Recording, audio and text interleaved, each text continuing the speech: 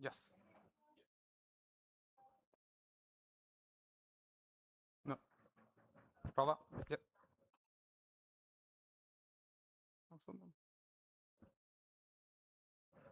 No. 1, 2. Hello? Yeah, now good. Thank you. Hello everyone. So we are gonna start. I know this is after lunch.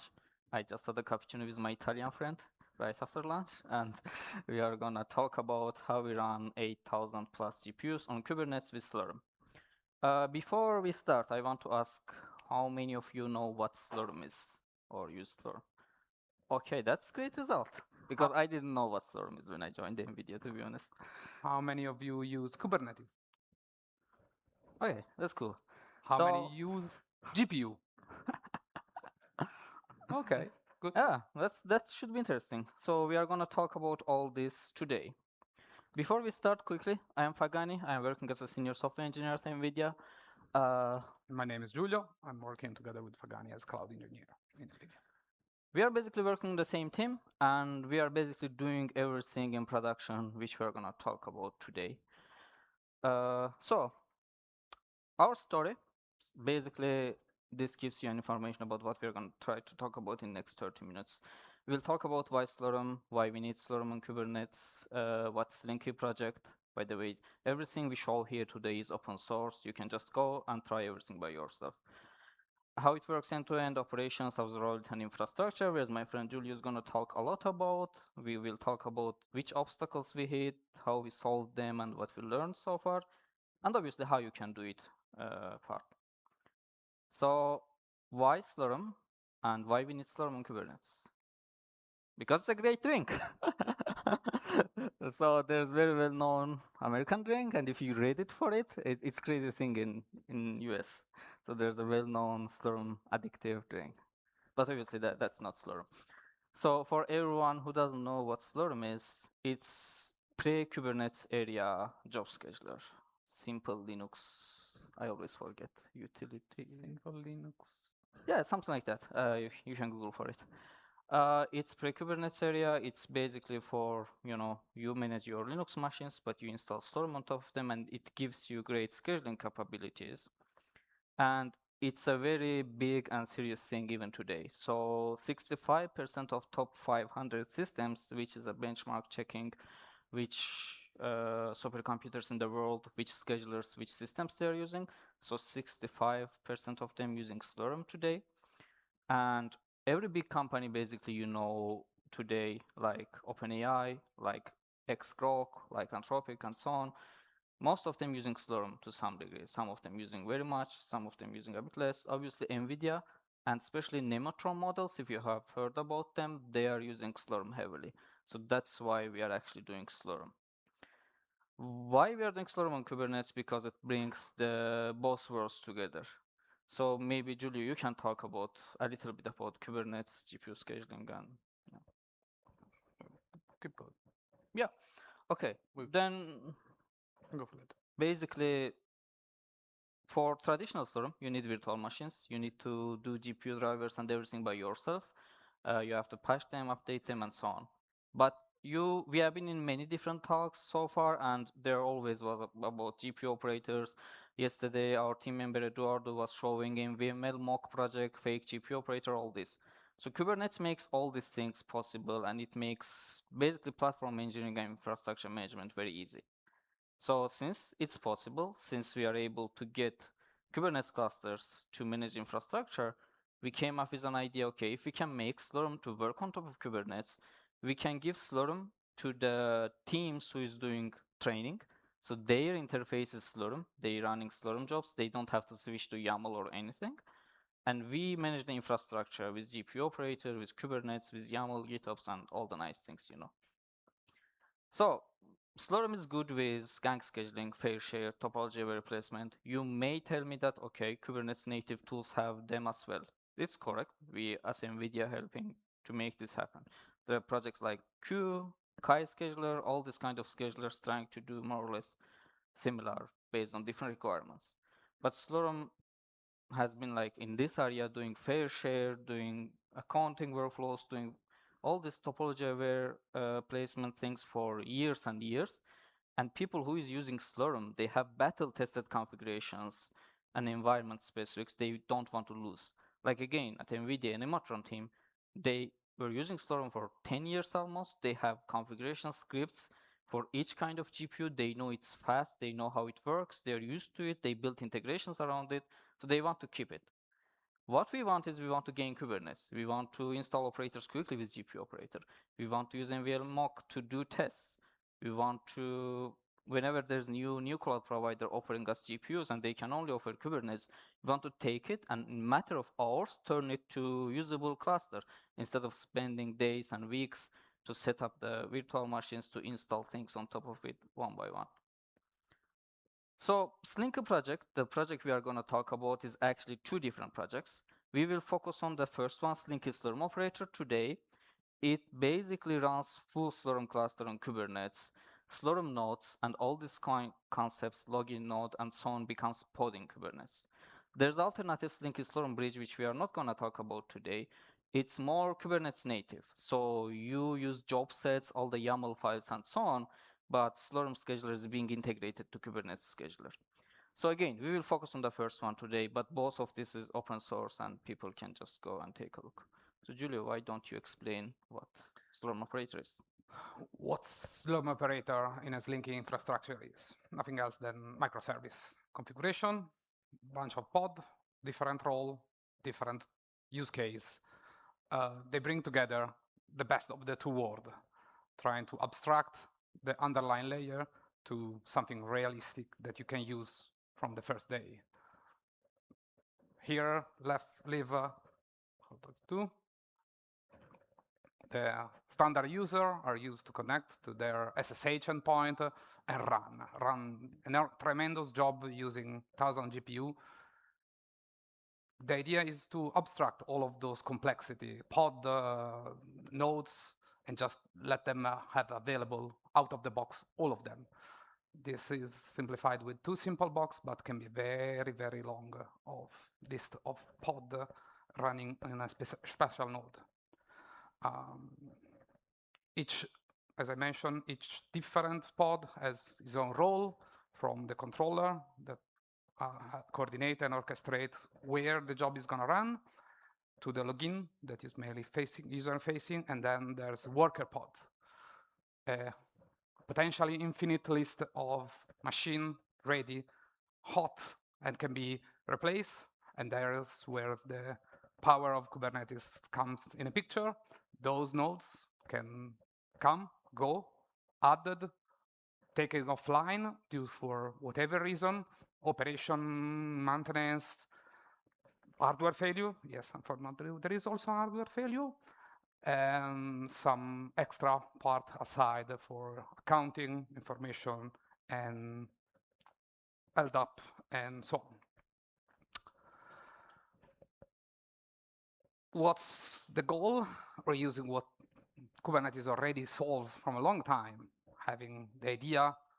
We have other open source projects, such as GPU operator, that automatically configure the GPU node for you without even thinking, just get available out of the box, leveraging GPU telemetry with the GCME exporter, plus extra collector, extra configuration, mainly for observability point of view. We're going to talk later for that part specifically. And having a quickly configurable and fair enough configuration using maybe Helm, Manifest, whatever is your preferred tool, and spinning up different kind of configuration with, without LDAP, just simple node. We will see later an example with just running a Slinky on kind, simply, easy, no GPU unfortunately, but bringing the best of the other world, like, for example, observability. Many of the talks of this conference was about observability, Prometheus, Grafana integration, any stack that you can guess, having there and be pluggable as just building blocks, as Lego building blocks, in order to have, I would say, a rigid configuration from the old HPC world to a modern infrastructure that can be configured on fly with less effort. And here we have a list of pillars, what we built every assumption of during the implementation of Slinky. Going Kubernetes native, that's the goal, the idea, the flexibility, the velocity of having a Kubernetes environment. Observability, as I mentioned, unified is now OpenTelemetry is de facto of the standard for any kind of telemetry to visualize, understanding where the bottlenecks of your cluster, which cluster is, which GPU are under too much stress, is your cluster fully utilized, keeping those GPU idle is an insane amount of money. We want to utilize as maximum at 100%, close to 100% as possible. And when you stamp, this is the right configuration, be ready to replicate at a light speed. Tomorrow a new cluster comes in, just apply the same configuration and everything is up to speed. And I pass the word to Fagani for talking about native operation. Yeah, so, okay, I lost this again, or, okay, it's there. So all this sounds great. We just spin up pods, one pod per every Kubernetes GPU, and it works. So we have login nodes, separate pods sitting on CPU. People can just connect and run Slurm jobs. But in real world, as Giulio mentioned, we want the flexibility of Kubernetes for two reasons. First, auto scaling, like we should be able to add new nodes to the system whenever we have more resources very quickly. Second, we want to take them off for maintenance, all these GPU XID errors, all the software upgrades and so on. But if you kill the pod on normal microservice world, you don't have a problem because you have multiple replicas and you just think it goes away. I have 2 more replicas running. The crashed pod will come. I will have 3 or 5 replicas again up. Everything is fine. What's the deal? But that's not same when you run Slinky Slurm operator, because every pod is actually a Slurm node. So if you're gonna kill the pod, it means if there was a job running, the job is gone. Imagine a team running very big job, multi-node job. It's been there for 18, 12 hours, or maybe 2 days, and immediately your node is gone. And imagine this is happening all day. Nodes are coming and going and coming and going, so people don't have environment that they can trust. So everything was good about Slurm and people like Slurm because there was stable environment. So we have to keep this in Kubernetes as well. And in order to keep this in Kubernetes, we came up with several things. And there are 2 critical things in that, which is Kubernetes cordoning and Slurm node draining integration. So when you install Slinky Slurm operator on your cluster, you can see that sending a cordon event to Kubernetes node, Slurm operator will detect that event in Kubernetes API server, and it will figure out which pod is which Slurm node on that Kubernetes node. It will send scontrol drain node command, which is kubectl cordon version of Slurm. It will take the node offline, then will report back the status. So draining Slurm node might take 10 hours if there's active job running, because Slurm draining waits for the last job to finish, and it blocks scheduling new jobs, but it waits to finish that one. And it reports back with annotation, with pod annotation, that is draining is still in progress or it's already drained. What this gives you is, we are already doing this with different cloud providers, by the way. You can write your own operator, or you can use tools like MV Sentinel, which is here. We added Slinky Slurm operator integration to that, which your operator can send kubectl cordon with specific reason, let's say annotation, draining reason, XID error, XYZ. Then what will happen is Slurm will take that reason and do scontrol drain node with that reason. So your Slurm users, which theoretically don't know about Kubernetes, will do scontrol show node, and they will see the draining reason is there. So this node is being drained for this specific reason. And when it's undrained, when you uncordon the node and bring it back online, Slinky Slurm operator will detect it, and it will uncordon the node, and your Slurm users will see it's up and running there. So this gives us a great feedback loop, as you can see there. we are able to automatically take, like sometimes during the day we have 200 nodes restarting, going and coming back online, being remediated, being replaced, and so on. So this is all automatic and without affecting Slurm jobs and Slurm nodes. So this is about that one. Again, all this is open source. The Invi Sentinel project is also open source. You can go and take a look. And the second thing is PDB, so standard Kubernetes pod disruption budget. There's traditional PDB, which, in normal microservices, we are telling, okay, there's max, minimum, and it's static. But what we came up with in Slinky Slurm operator is dynamic PDB. So there might be a Slurm node which is not running any job. There might, it may be sitting there, but there's no actual job running. So the dynamic PDB means whenever there's a job running in that Slurm node, which is a Kubernetes pod in this case, the PDB being automatically created, and it's not gonna let any other system to delete that pod. You will get the PDB error.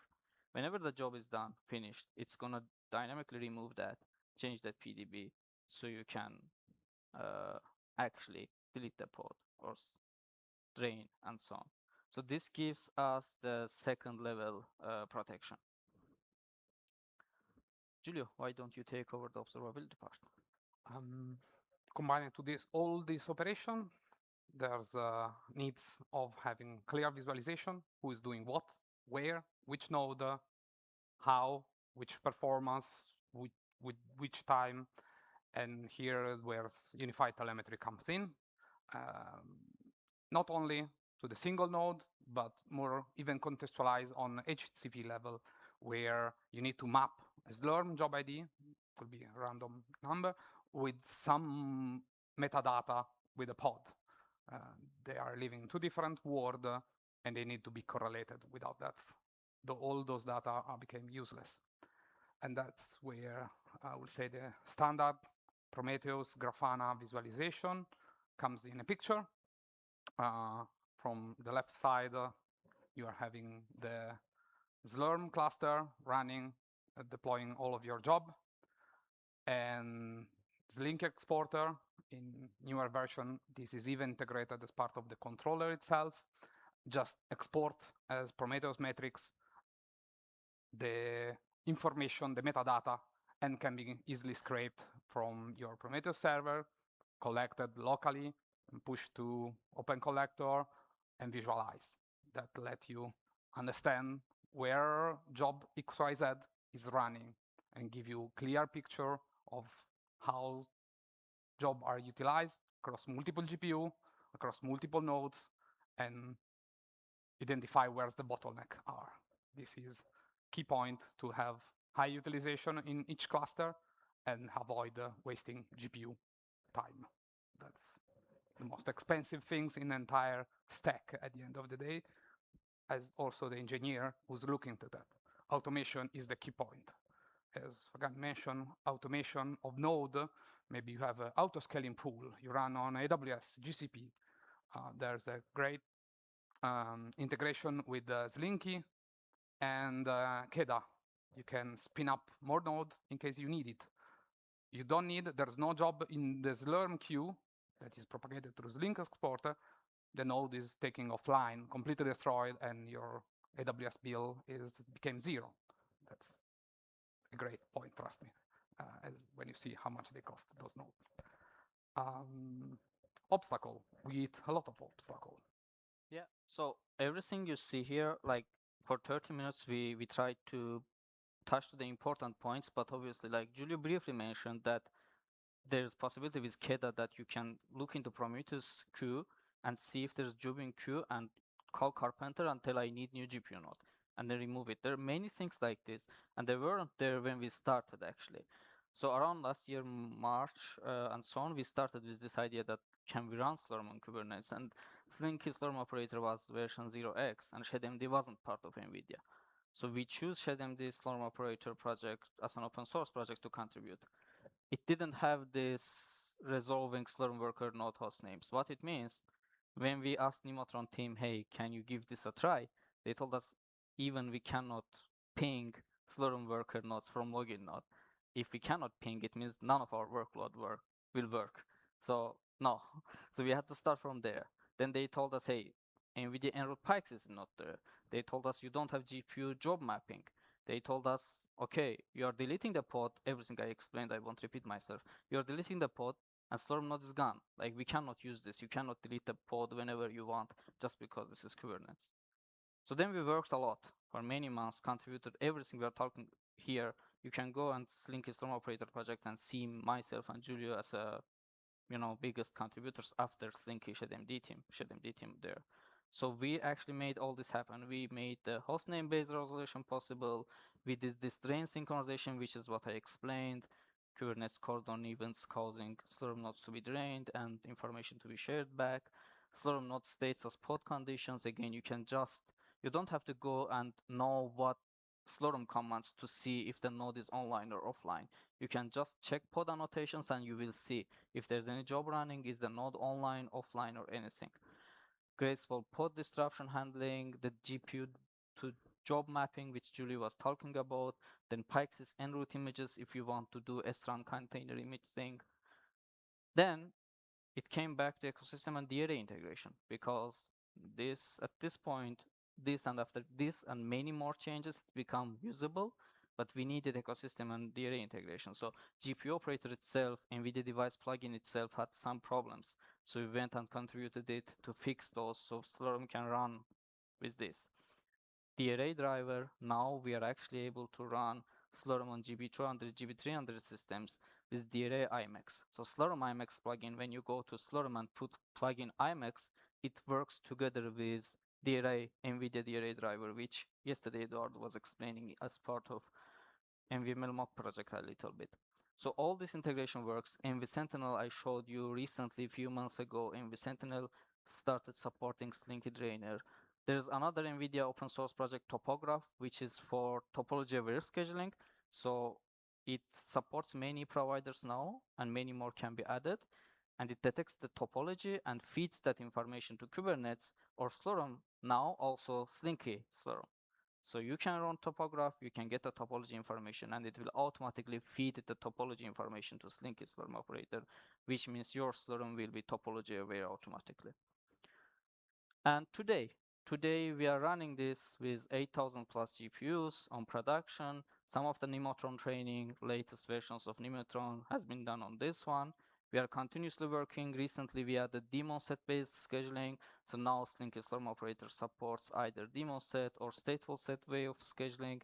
It has its own benefits. You can just check the readmes and understand which is for which case.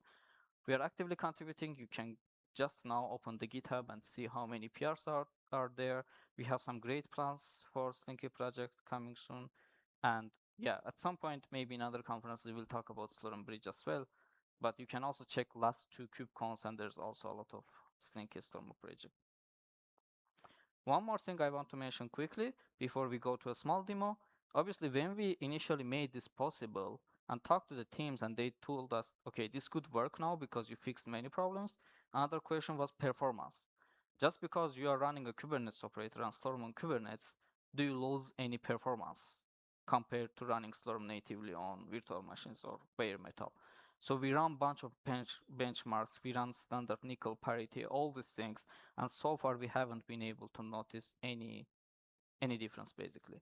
And now, instead of spending several weeks to bring virtual machines and put Slurm on top of them and configure them manually, we just spin up. Whenever we have new Kubernetes cluster ready, just takes us hours with simple GitOps pipeline to bring up Slurm environment. And you can do all this because every tool, everything we mentioned here is open source. So it's demo time. Before Giulio showing you the demo, Slinky project GitHub repo is there. And there's also NVIDIA article, technical blog article, which I am one of the authors, running large scale GPUs. It also describes basically everything I told here, but very simple version of it. I want to push the demo very quickly. Obviously, it did not start as planned. Let's see if it's still going through. I'm not fan of live demo, therefore I did a recording. I'm currently running a simple bash script that wrap all of the command, that spin up a base kind cluster, installing all of the needs, and running just few command like installing cert manager, Slurm operator, and the Slurm, 3 different Helm chart, very basic, nothing really complicated. It usually takes an amount of second to go online. All of the pieces and bits that I showed before are currently going online. As soon as that is online, we will have the controller, the REST API, and 3 workers. Those are mapped to 3 Slurm worker. And as soon as it's ready, we have up and running Slurm with a 0 queue, and we cordon. We cordon a simple, applying a simple annotation, and take a node offline with too fast. Sorry. That's the speed of spinning up over a kind, very similar to a big cluster. It doesn't matter how big it is. I will just skip and ask for a question, if you have.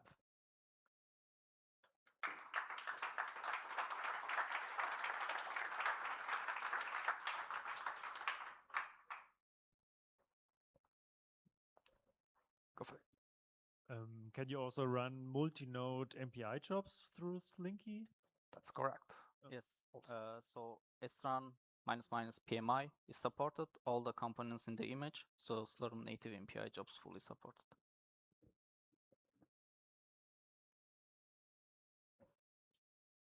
Seems that was so clear. No other question. Okay, there's one more. Thank you very much. A super interesting presentation here.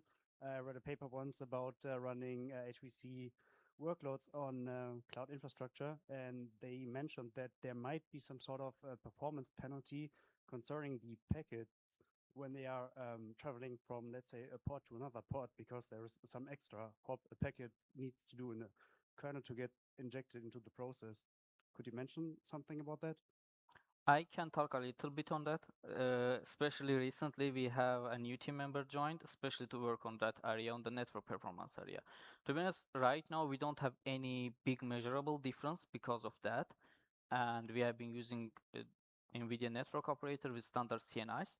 The results benchmarks has been super well so far, and as I said, this 8,000 plus cluster used for Nemotron training. But we also have a specific network engineers working with us to do deep level integrations, and very soon later this year probably there will be many more improvements. But so far we don't, to be honest, see a real big difference.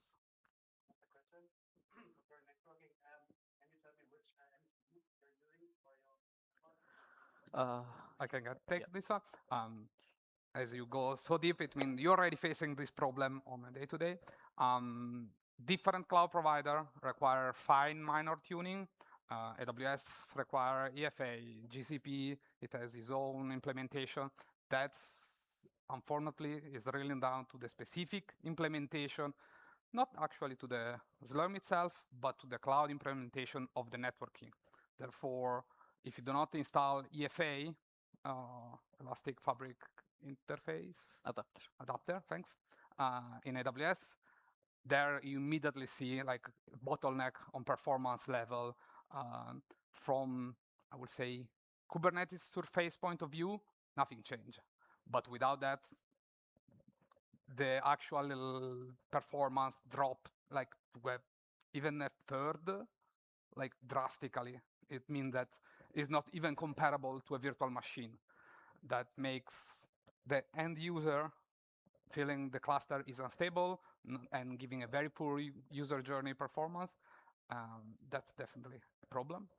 Unfortunately, is drilling down to the specific cloud provider. OCI has its own also super VPC and network integration. Without those, the cluster itself is barely unusable. If you want to talk deeply, happy to take offline. But one thing to add, we are working very closely with Oracle Cloud, AWS, and all these to especially make sure this thing works. For example, we worked recently with Oracle team. They have HPC something repo. I don't remember the GitHub repo, but that is specific to how you can use ROC network, how you can set it up in Oracle Kubernetes cluster. And we actually also tested Slinky there. There's also should be something in the README about Slinky Slurm operator, but I don't recall. But that's also open source repo.